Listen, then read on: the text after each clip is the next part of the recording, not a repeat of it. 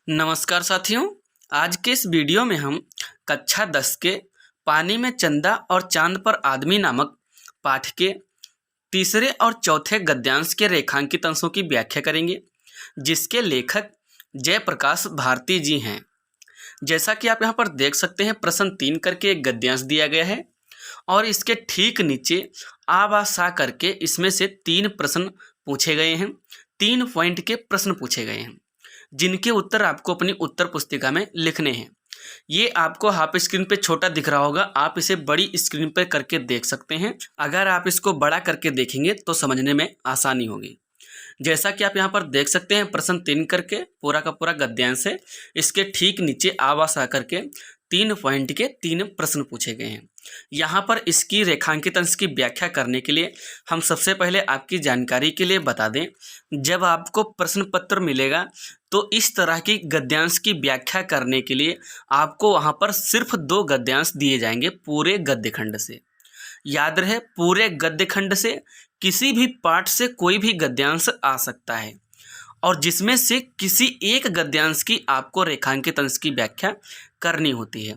इसलिए आप अपने बुक के सभी गद्यांश पाठों को एक बार जरूर पढ़ के जाना, ताकि आपको ये पता चल सके कि वहाँ पर जो गद्यांश आया हुआ है उसके लेखक कौन हैं और वो किस पाठ से आया है।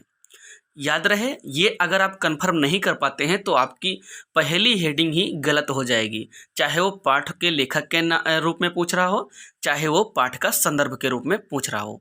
क्योंकि पाठ और लेखक का नाम हो या संदर्भ हो, दोनों में ही एक ही चीज़ मेन होती है, वो होता है पाठ और लेखक का नाम।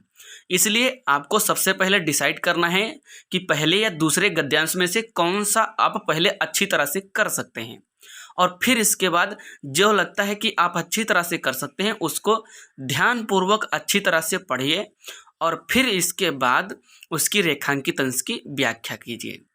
जैसा कि आप यहाँ पर देख सकते हैं, प्रश्न 3 करके हमारे यहाँ गद्यांश में दिया है, हमारे देश में ही नहीं संसार की प्रत्येक जाति ने अपनी भाषा में चंद्रमा के बारे में कहानियाँ गढ़ी हैं और कवियों ने कविताएं रची हैं। किसी ने उसे रजनीपति माना तो किसी ने उसे रात्रि की देवी कहकर पुकारा। किसी विरहिणी ने उसे अपना दूत बनाया तो किसी ने उसके पीलेपन से क्षुब्ध होकर उसे बूढ़ा और बीमार ही समझ लिया। बालक श्री राम चंद्रमा को खिलौना समझकर उसके लिए मचलते हैं तो सूर्य के श्री कृष्ण भी उसके लिए हट करते हैं। बालक को शांत करने के लिए एक ही उपाय था, चंद्रमा की छवि को पानी में दिखा देना। इस गद्यांश के लास्ट के शब्द हैं पानी में दिखा देना। 2 शब्द पीछे छुप गए हैं, इसलिए हम आपको दिखा नहीं पा रहे हैं। आप इसको बड़ा स्क्रीन पे पढ़िएगा तो अच्छा रहेगा। यहाँ पर गद्यांश को अच्छी तरह से पढ़ने के बाद इसके ठीक नीचे आ ब सा करके 3 पॉइंट के 3 प्रश्न यहाँ पर दिए रहेंगे, जिनको भी आपको बहुत ही अच्छी तरीके से पढ़ना है। जैसा कि यहाँ पर पहले में पूछ रहा है, प्रस्तुत गद्यांश के पाठ और लेखक का नाम लिखिए। देखिए, कभी कभी होता क्या है, इसी लाइन में पूछा जाता है प्रस्तुत गद्यांश का संदर्भ लिखिए, लेकिन यहाँ पर पूछ रहा है पाठ और लेखक का नाम लिखिए। तो इसको कैसे लिखना है ये भी हम आपको लिखते समय बताएंगे। इसके अलावा बा में पूछ रहा है रेखांकित अंश की व्याख्या कीजिए, और सा में एक तथ्यपरक प्रश्न का उत्तर पूछ रहा है, मचलते और हट करते बालक को शांत कराने के लिए क्या उपाय था। इन तीनों पॉइंट के उत्तर आपको अपनी उत्तर पुस्तिका में लिखने हैं। याद रहे, हमने आपको शुरुआती में ही बताया कि आपको गद्यांश को अच्छी तरीके से पढ़ना है और फिर इसके बाद आप आशा करके ये जो 3 पॉइंट के 3 प्रश्न हैं इनको भी बहुत ही अच्छी तरीके से पढ़ना है। गद्यांश को अच्छी तरीके से इसलिए पढ़ना है कि जब आप गद्यांश को अच्छी तरह से पढ़ेंगे तभी आपको पता चल पाएगा कि ये कौन से पाठ से आया है और इसके लेखक कौन हैं। तभी जाके आपकी ये जो पहली हेडिंग होगी आ पॉइंट की, ये सही हो पाएगी। अन्यथा अगर इसके पाठ और लेखक का नाम आप भूल जाते हैं या गलती करते हैं तो आपकी पहली हेडिंग ही गलत हो जाएगी और कॉपी चेक करने वालों के पास इतना टाइम नहीं होता है कि वो हर एक लाइन को अच्छी तरह से पढ़ सकें। इसलिए आपको पहली हेडिंग बिल्कुल भी गलत नहीं करनी है किसी भी हाल में। अगर इसको गलत करते हैं तो आपके नंबर माइनस हो जाएंगे, ये पक्का है। क्योंकि उसको ये समझ में आएगा कि अगर आप इसको पाठ और लेखक का नाम ही नहीं मालूम है तो फिर आप इसकी व्याख्या कैसे करेंगे, वो इसकी कल्पना कर लेगा। इसलिए आपको यहाँ पर कोई भी गलती नहीं करना है। और इसकी संदर्भ व्याख्या करने के लिए सबसे पहले आपको ऊपर हेडिंग डालना है उत्तर। हमने यहाँ पर नीचे डाला है, लेकिन आपको सबसे पहले उत्तर हेडिंग डालना है। और इसके बाद काले पेन से, देखिए मैंने आपको पहले ही बताया कि वहाँ पर 2 गद्यांश दिए रहेंगे जिसकी आपको एक गद्यांश की ही व्याख्या करनी होती है। तो आप अगर पहले की कर रहे हैं तो पॉइंट 1 डाल के शुरुआती के 2 अक्षर और इसके बाद डॉट डॉट डॉट और इसके बाद लास्ट के 2 अक्षर। यदि आप दूसरे की कर रहे हैं तो पॉइंट 2 डाल के शुरुआती के 2 अक्षर और लास्ट के 2 अक्षर। जैसा कि हमने यहाँ पर तीसरे गद्यांश की व्याख्या की है तो हमने यहाँ पर 3 पॉइंट डाला है। इसके बाद शुरुआती के 2 अक्षर हमारे देश में और इसके बाद लास्ट के 2 अक्षर दिखा देना। ये हो जाता है शुरुआती करने का सबसे सही तरीका। ये इस तरह से लिखने में होता क्या है कि कॉपी चेक करने वाले को कॉपी चेक करते समय ये समझने में आसानी होती है कि आपने पहले गद्यांश की व्याख्या की है या आपने दूसरे गद्यांश की रेखांकित अंश की व्याख्या की है, और इससे उसको कॉपी चेक करने में आसानी होती है और वो आपको नंबर आसानी से देता चला जाता है। इसलिए याद रहे शुरुआत आपको इसी तरीके से करनी है। इसके बाद जैसे कि यहाँ पर पूछ रहा था प्रस्तुत गद्यांश के पाठ और लेखक का नाम लिखिए, तो इसके लिए आपको करना क्या है, सिर्फ आ पॉइंट डालना है और लिखना शुरू कर देना है। यहाँ पर संदर्भ हेडिंग नहीं डालना है। लिखना संदर्भ ही है लेकिन बिना संदर्भ हेडिंग डाले लिखना है। और जैसा कि वहाँ पर पूछ रहा होता है कि प्रस्तुत गद्यांश का संदर्भ लिखिए, तो आप पॉइंट आ डाल के वहाँ पर संदर्भ हेडिंग डाल सकते थे। इसलिए अगर आप वहाँ पर संदर्भ हेडिंग डालेंगे या नहीं डालेंगे तो आप ज़्यादा फर्क नहीं पड़ने वाला, लेकिन जितना पूछ रहा है अगर आप उतना ही जवाब देंगे तो ये सबसे सही तरीका माना जाता है। इसलिए यहाँ पर आपको सिर्फ आ पॉइंट डाल के लिखना स्टार्ट कर देना है। जैसे प्रस्तुत गद्यावतरण हमारी पाठ्य पुस्तक हिंदी के गद्य खंड में संकलित श्री जयप्रकाश भारती द्वारा लिखित पानी में चंदा और चांद पर आदमी नामक निबंध से अवतरित है। अथवा निम्नवत लिखिए या अथवा लिखित पाठ का नाम पानी में चंदा और चांद पर आदमी व लेखक का नाम श्री जयप्रकाश भारती जी है। याद रहे ये होता है संदर्भ लिखने का सही और आसान तरीका। अब जैसा कि यहाँ पर आप देख सकते हैं कि हमने बिना संदर्भ हेडिंग डाले संदर्भ भी लिख दिया, इसके बाद अथवा लगा के।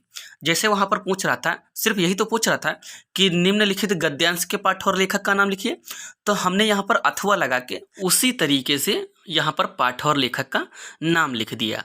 तो जैसे वो पूछ रहा था वैसे भी हो गया और हमारा संदर्भ भी हो गया। ये होता है सही तरीका शुरुआत करने का। इसके बाद हमारी अगली हेडिंग आएगी रेखांकित अंशों की व्याख्या या रेखांकित अंश की व्याख्या। यहाँ पर हम पॉइंट बार डालेंगे और हेडिंग डालेंगे रेखांकित अंश की व्याख्या। याद रहे जहाँ पर 1 2 3 करके लिखा होगा तो वहाँ पर आपको एक में संदर्भ दूसरे में रेखांकित अंश की व्याख्या डालना है। और वहाँ पर जैसे पूछ रहा था आ भाषा, तो हमने आ में लिख दिया संदर्भ और अब बा में लिखेंगे रेखांकित अंश की व्याख्या, जो कि वहाँ पर बा में रेखांकित अंश की व्याख्या ही पूछ रहा था। इसलिए हम यहाँ पर पॉइंट बा डालेंगे और इसकी रेखांकित अंश की व्याख्या में हम लिखेंगे लेखक का कथन है कि निर्जीव चंद्रमा को कभी रात्रि का पति तो कभी रात्र की देवी कहा गया। कभी किसी विरह विधुरा नायिका ने उसे अपना दूत बनाकर उसके माध्यम से अपने प्रियतम के लिए संदेश भेजा, तो कभी उसका पीलापन देखकर उसे बूढ़ा, बीमार और दुर्बल समझ लिया गया। अतः इन्हीं लाइनों के साथ साथ इस गद्यांश के रेखांकित अंश की व्याख्या समाप्त होती है। इसके बाद आता है हमारा पॉइंट सा एक तथ्यपरक प्रश्न का उत्तर, जिसके लिए हम यहाँ पर पॉइंट सा डालेंगे और फिर इसके बाद हम इसका उत्तर लिखेंगे। अतः जैसा कि आपने वहाँ पर पॉइंट सा के प्रश्न को तो वहाँ पर पढ़ ही लिया था, जिसके उत्तर के लिए हम यहाँ पर लास्ट में पॉइंट सा डालेंगे और इसके बाद यहाँ पर हम लिखेंगे मचलते और हट करते बालक को शांत करने के लिए चंद्रमा की छवि को पानी में दिखा दिया जाता था। ये हो जाएगा हमारे एक तथ्यपरक प्रश्न का उत्तर या 100 पॉइंट का उत्तर। अतः इसी के साथ साथ हमने इस पाठ के तीसरे गद्यांश के रेखांकित अंश की व्याख्या अच्छी तरह से करवा दी। जैसे पॉइंट आ में संदर्भ या पाठ और लेखक का नाम, पॉइंट बा में रेखांकित अंश की व्याख्या और पॉइंट सा में एक तथ्यपरक प्रश्न का उत्तर। यहाँ पर इतना कुछ कंप्लीट करने के बाद हमारा अगला आएगा पॉइंट नंबर 4 या चौथा गद्यांश। अतः जैसा कि आप यहाँ पर देख सकते हैं कि पॉइंट 4 करके एक गद्यांश दिया गया है, जिसके ठीक नीचे आ बा सा करके इसी में से 4 पॉइंट के 4 प्रश्न पूछे गए हैं। जिसके लिए आपको करना क्या है, सबसे पहले की तरह इसको भी अच्छी तरह से पढ़ना है और फिर इसके बाद आ बा सा करके तीनों पॉइंट के उत्तर आपको अपनी उत्तर पुस्तिका में लिखने हैं। जैसा कि यहाँ पर हम आपको पहले ही बताते चलें कि जब आपको वहाँ पर प्रश्न पत्र मिलेगा तो पूरे गद्य खंड से किसी भी पाठ से 2 गद्यांश वहाँ पर दिए जाएंगे, जिसमें से किसी एक गद्यांश को आपको रेखांकित अंश की व्याख्या करनी होती है। इसलिए आपको करना क्या है कि दोनों गद्यांशों को अच्छी तरीके से पढ़ना है और इसके बाद डिसाइड करना है कि आप कौन से गद्यांश को अच्छी तरह से समझकर उसकी रेखांकित अंश की व्याख्या कर सकते हैं। इसके बाद आपको कंफर्म करना है कि वो गद्यांश कौन से पाठ से आया है और उसके लेखक कौन हैं। इससे होगा क्या कि अगर आपको यही नहीं पता चलेगा कि ये कौन से पाठ से आया है और इसके लेखक कौन हैं, तो आप वहाँ पर गद्यांश को कैसे लिखेंगे, उसका संदर्भ कैसे लिखेंगे। क्योंकि पॉइंट आ का जो प्रश्न होता है या तो वहाँ पर संदर्भ पूछता है या तो उसमें पाठ और लेखक का नाम पूछता है, और दोनों जगहों में आपको लिखना पाठ और लेखक का नाम ही होता है। और ये हेडिंग आपकी पहली हेडिंग होती है, इसलिए आप इसको छोड़ भी नहीं सकते और इसमें गलत भी नहीं कर सकते, क्योंकि कॉपी चेक करने वालों के पास इतना टाइम तो होता नहीं है कि वो आपकी हर एक लाइन को आसानी से पढ़ें या अच्छी तरह से पढ़ें। इसलिए वो आपके उत्तर की पहली हेडिंग ही बहुत ही अच्छी तरह से चेक करते हैं और उसी हिसाब से आपको नंबर दे देते हैं। ये आपकी पॉइंट आ की पहली हेडिंग होगी, इसलिए आपको यहाँ पर पाठ और लेखक का नाम सही लिखना है और साफ साफ शब्दों में अच्छी तरह से लिखना है, कोई भी गलती नहीं करना है। जिसके लिए आपको करना क्या है, सबसे पहले गद्यांश को अच्छी तरह से पढ़ना है। जैसा कि यहाँ पर दिया है, पॉइंट 4 करके दिया है, मानव मन सदा से ही अज्ञात के रहस्यों को खोलने और जानने समझने को उत्सुक रहा है। जहाँ तक वह नहीं पहुँच सकता था, वहाँ वह कल्पना के पंखों पर उड़कर पहुँचा। उसकी अनगढ़ और अविश्वसनीय कथाएं उसे सत्य के निकट पहुँचाने में प्रेरणा शक्ति का काम करती रहीं। अंतरिक्ष युग का सूत्रपात 4 अक्टूबर 1956 को हुआ था, जब सोवियत रूस ने अपना पहला स्पुतनिक छोड़ा। प्रथम अंतरिक्ष यात्री बनने का गौरव यूरी गागरिन को प्राप्त हुआ। कुछ इस तरह का ये गद्यांश है, जिसके हमें संदर्भ रेखांकित अंश की व्याख्या करनी है। जिसके लिए हम सबसे पहले गद्यांश को पढ़ने के बाद इसके हम आवा सा के पॉइंट के प्रश्न पढ़ेंगे। जैसा कि यहाँ पर पॉइंट आ में पूछ रहा है, प्रस्तुत गद्यांश के पाठ और लेखक का नाम लिखिए। देखिए, कभी कभी होता क्या है कि पॉइंट आ में ही पूछ लिया जाता है कि प्रस्तुत गद्यांश के संदर्भ लिखिए या प्रस्तुत गद्यांश का संदर्भ लिखिए। तो इसको कैसे करना है हम आपको अभी व्याख्या करते समय बताएंगे। इसके अलावा बा में पूछ रहा है रेखांकित अंश की व्याख्या कीजिए, और सा में मानव की विकास यात्रा को महादेवी जी ने कैसे स्पष्ट किया है। इन तीनों प्रश्नों के उत्तर हमें अपनी उत्तर पुस्तिका में लिखने हैं। याद रहे, हमको उत्तर लिखने से पहले सबसे पहले इसको अच्छी तरह से पढ़ लेना है। पढ़ने के बाद ये कन्फर्म करना है कि ये कौन से पाठ से आया है और इसके लेखक कौन है। फिर इसके बाद आपको इसका रेखांकित अंश की व्याख्या करना शुरू करना है, क्योंकि आपको अगर ये नहीं पता चलेगा कि ये कौन से पाठ से आया है, इसके लेखक कौन हैं, तो आप पॉइंट आ की हेडिंग, जो कि संदर्भ या पाठ और लेखक का नाम ही पूछा जाता है, तो वहाँ पर आप लिखेंगे क्या, आप गलत कर देंगे तो आपके नंबर माइनस हो जाते हैं।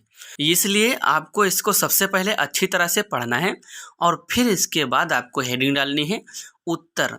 लेकिन यहाँ पर भी लिखने से पहले आपको जानकारी होनी चाहिए कि वहाँ पर जो 1 और 2 गद्यांश आते हैं उनमें आप कौन सी गद्यांश की करना चाहते हैं। जैसे अगर आप पहले गद्यांश के रेखांकित अंश की व्याख्या करना चाहते हैं तो इसके लिए आपको करना क्या है, पॉइंट 1 डालना है और इसके बाद शुरुआती के 2 अक्षर और फिर इसके बाद डॉट डॉट डॉट और फिर इसके बाद आपको लास्ट के 2 अक्षर। यदि आप दूसरे की कर रहे हैं तो वहाँ पर भी आपको ऐसे ही करना है। और जैसा कि हमने यहाँ पर चौथे की किया है तो हमने पॉइंट 4 डाला, इसके बाद मानव मन शुरुआती के 2 अक्षर और डॉट डॉट डॉट इसके बाद लास्ट के 2 अक्षर प्राप्त हुआ। ये हो जाता है शुरुआत करने का सही तरीका। याद रहे हमने यहाँ पर उत्तर हेडिंग नीचे लिखा है, लेकिन इसको आपको सबसे पहले लिखना है, फिर इसके बाद ये काले पेन से लाइन लिखनी है। यहाँ पर इतना कुछ अच्छी तरह से कंप्लीट करने के बाद जैसे कि आपने देखा होगा पॉइंट आ में पूछ रहा था गद्यांश के पाठ और लेखक का नाम लिखिए, और कभी कभी पूछता है कि गद्यांश का संदर्भ लिखिए। तो जब पूछेगा गद्यांश का संदर्भ लिखिए तो आपको संदर्भ हेडिंग डालना है, और जहाँ पर पूछ रहा है कि सिर्फ पाठ और लेखक का नाम लिखिए वहाँ पर बिना संदर्भ हेडिंग डाले सिर्फ आ पॉइंट डाल के ही आपको संदर्भ स्टार्ट करना है। जैसे हमने यहाँ पर आ पॉइंट डाला और इसके बाद लिखना शुरू कर दिया, प्रस्तुत गद्यावतरण हमारी पाठ्य पुस्तक हिंदी के गद्य खंड में संकलित या हिंदी गद्य में संकलित श्री जयप्रकाश भारती द्वारा लिखित पानी में चंदा और चांद पर आदमी नामक निबंध से अवतरित है। अथवा निम्नवत लिखिए या निम्नवत लिखित पाठ का नाम पानी में चंदा और चांद पर आदमी व लेखक का नाम श्री जयप्रकाश भारती। ये हो जाता है हमारा संदर्भ लिखने का सही तरीका। याद रहे आपको गद्यांश को सबसे पहले अच्छी तरह से पढ़ना है, तभी आपको पता चलेगा कि ये कौन से पाठ से आया है और इसके लेखक कौन हैं। और इसके अलावा संदर्भ लिखते समय ये बात आपको हमेशा ध्यान रखनी है कि जैसे कि यहाँ पर पाठ का नाम है पानी में चंदा और चांद पर आदमी और इसके लेखक का नाम है श्री जयप्रकाश भारती, तो इन शब्दों को आपको काले पेन से लिखना है ताकि कॉपी चेक करने वाले की नज़र सबसे पहले इन्हीं पर पड़ जाए और वो आपका पूरा संदर्भ भी अच्छे से ना पढ़े।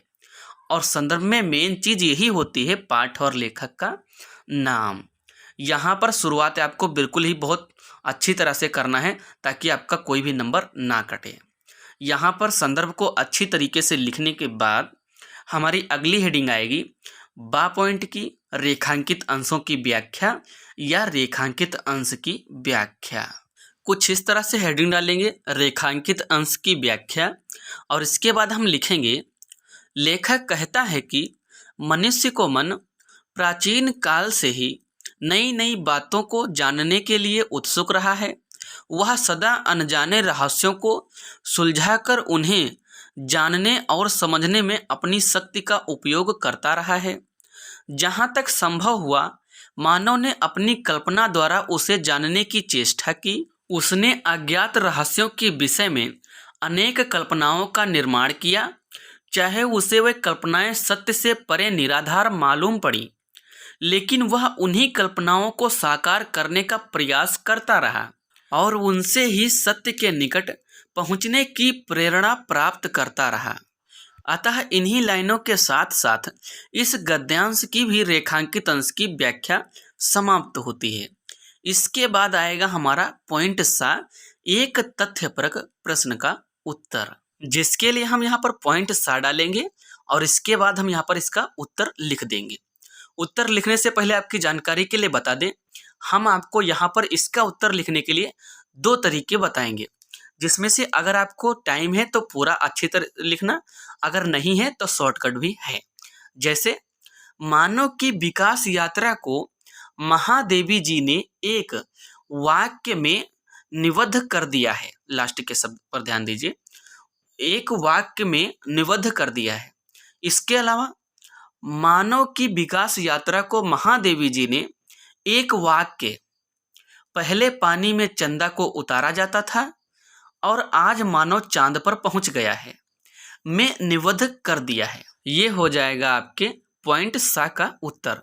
इसमें आपको अगर पूरा याद नहीं है तो आप सिर्फ इतना ही लिख सकते हैं, मानव की विकास यात्रा को महादेवी जी ने एक वाक्य में निबद्ध कर दिया है अगर आपको पूरा अच्छे से याद है तो आप वहाँ पर इसको पूरा भी अच्छी तरह से लिख सकते हैं। अतः इसी के साथ साथ हमने आज के इस वीडियो में आपको पानी में चंदा और चांद पर आदमी नामक पाठ के तीसरे और चौथे गद्यांश की व्याख्या अच्छी तरीके से करवा दी। जैसे तीसरे गद्यांश में आ व सा, पहले में पाठ और लेखक का नाम या संदर्भ, दूसरे में रेखांकित अंश की व्याख्या और तीसरे में एक तथ्यपरक प्रश्न का उत्तर। इसी तरह से पॉइंट 4 में भी संदर्भ, रेखांकित अंश की व्याख्या और एक तथ्यपरक प्रश्न का उत्तर अच्छी तरह से कंप्लीट करवा दिया। इसके अलावा वहाँ पर आपको कॉपी में कैसे लिखना है ये भी हमने अच्छी तरह से बता दिया। बस आपको करना क्या है कि इसको अच्छी तरह से याद करना है। याद करना कोई बहुत कठिन काम नहीं होता है। कुछ लोग करते क्या हैं कि वो रट्टा मारते रहते हैं कि उनको याद हो जाएगा। इतना प्रेशर देने की ज़रूरत नहीं है। सिर्फ आप ऐसे वीडियोस को 1, 2, 3 बार सुन लीजिए, कहानी की तरह आपको अच्छी तरीके से याद हो जाएंगे। बस इससे ज़्यादा कुछ नहीं है। तो उम्मीद करता हूँ कि ये वीडियो आपको अच्छी तरीके से समझ में आया होगा। तो बस आज के लिए इतना ही, मिलते हैं अगले वीडियो में। तब तक के लिए बाय बाय। सब्सक्राइब, लाइक और शेयर।